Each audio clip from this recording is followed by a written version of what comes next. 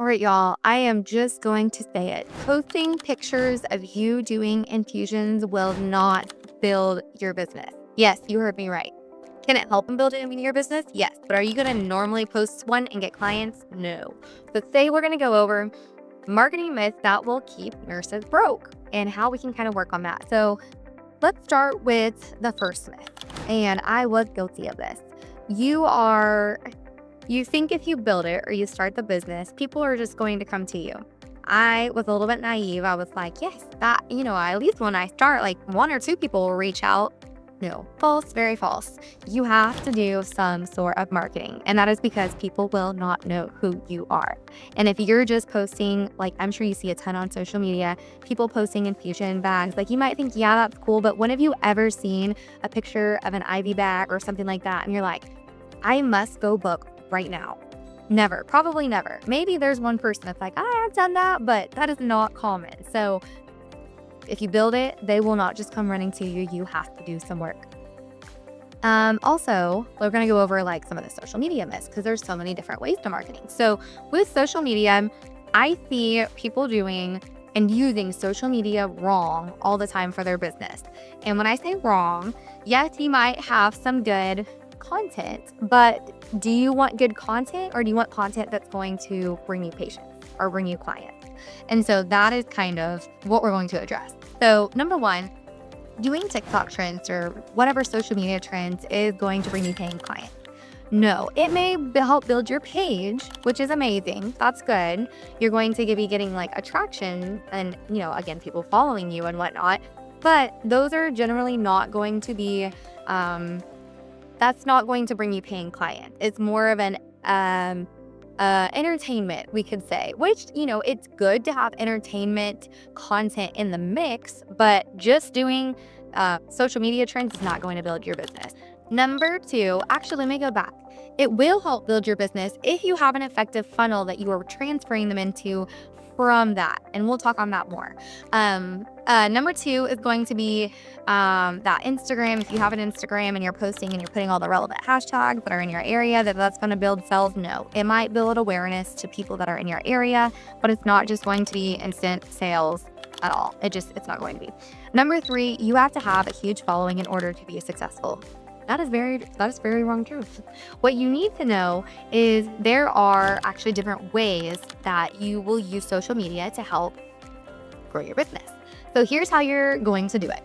If you want to be successful, you are going to have a very effective website that has all the SEOs optimized and pretty much it's going to make you searchable on Google.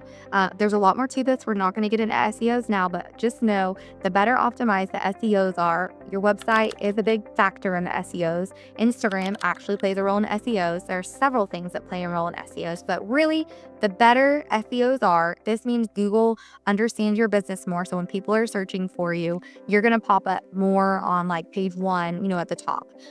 If you don't have your stuff optimized, then you might be page 10, 11, I don't know. But when are you ever looking for an infusion or someone to do something and go all the way to page 8 and be like, that's it, I'm using them? Never. So you want to be higher up on it. And then you want to have someone doing ads for you because that is going to help drive them. They can drive them to the funnel I was talking about. There's different ways you can do funnel. You can have them, say you have a really funny, you do a TikTok trend and your video did pop off. Then you can comment the word, blah, blah, blah, blah. And I will send you this resource to whatever you were talking about in your TikTok trend. That resource they could technically click on, and then it might add them to either, it can take them to your website, it can take them to, if you have like a sale you're running, you can take them to that. It can add them in your email list so you can start reaching out to them weekly and kind of nurturing the audience. That's kind of up to you where you want them to go from there. So you can use TikTok trends and social media stuff to kind of like spark attention and get people asking more, but just posting that isn't like the trend and it doing well isn't just going to breed people messaging you saying, hey, I want a book. Another way that you can do it is so then have your ads and say ads are going to link back to your website, or it's going to have them, create a form, which then you're going to reach out to them. That is why you want to have ads. It will kind of help you find the people who are looking for what you offer. And then it's going to have your website that is going to kind of back up and educate why what you do, whatever service, whatever, how and why your infusions work. And then you actually want to use social media as another educational tool, because people nowadays are all about like, how legit are you? Are they legit? Does it work? And so like number one place I would say people go, maybe not number one, but one or two, they're going to be going and looking to see like, do you have a social media account? And if you have a social media account, if you're just posting all these pictures of IVs and whatnot, yes, it's going to show like, okay, they clearly do infusions. But if you provide educational content too, it also helps teach them why they need a certain infusion, or post the people who have like testimonials of like, oh, that's the infusion I wanted to do, and there's that testimonial. So social media should be more used as an educational tool. And yes, there's definitely different types of content you can throw in that mix. Yes, you say you post like 3 times a week. You could post a TikTok trend or a social media trend that's going around. I enjoy making them, so I still do it, but it's not the only thing that I post. So you can have like a TikTok trend one day, an educational post on Wednesday, and then a testimonial on Friday. And if you're running a special that week, then just post, the whatever your special is, that is your Saturday post. That's kind of a way that you can structure a social media calendar, using all of the things to help build your, it's kind of putting you as the, I don't want to say domain, as the resource. Words are not working. What is it? It's going to help build that you're the authority in that area. There we go. So that's how you should be doing it. Another thing is that you will say word of mouth isn't enough. Word of mouth actually can be very beneficial in helping your business grow. We're not using one thing to help grow our business. We're using several things, and that's how you're going to be success. So you have your social media, your ads, your website working over here. You have your word of mouth that is working on this other angle, which is very helpful because, of course, people are probably going to believe their friends telling them that they should go do it versus you seeing you online and being like, hey, come get what I'm selling you. Yes, it can work great, but people are biased nowadays. They'll think you're just trying to sell it to them. So word of mouth is a good thing that you can use as well. You can also create referral systems, and that's another thing that word of mouth, they're more encouraged to talk about you because there's a good referral bonus, or, for every referral, you get $10 off your next infusion, whatever it may be. So that's another system you can have as well. And you can also do something for your first-time patients. We do a free B12 for our first-time patients, and that's just a way, because B12, who doesn't need energy? There's a couple people, but most people are like, I'm struggling day in and day out. So it's a good way that you can kind of, they'll be like, oh, you're just going to give me a free B12? And you're like, yeah, that's just what we do. We like to help. And so, of course, as long as they're a candidate, there's not many contraindications, but that is just what we do. Another way that you can do stuff, I kind of talked about a little bit more. If you are going to use like an email marketing tool, which is really good, like a CRM, this can be very effective for social media as well. Say you have a resource on, oh my goodness, let me just think of a resource. Say you're really educating on NAD. So then you have made a resource on how NAD helps you, the things that you can do that will help NAD work better, natural ways that you can create or help your body create NAD. And then obviously like they're getting the infusion. So what they can do to kind of like make it last longer, and what they can do to help your body like not deplete it as much. So say you have that resource together. You can make a social media video. Let's go back to the TikTok trend.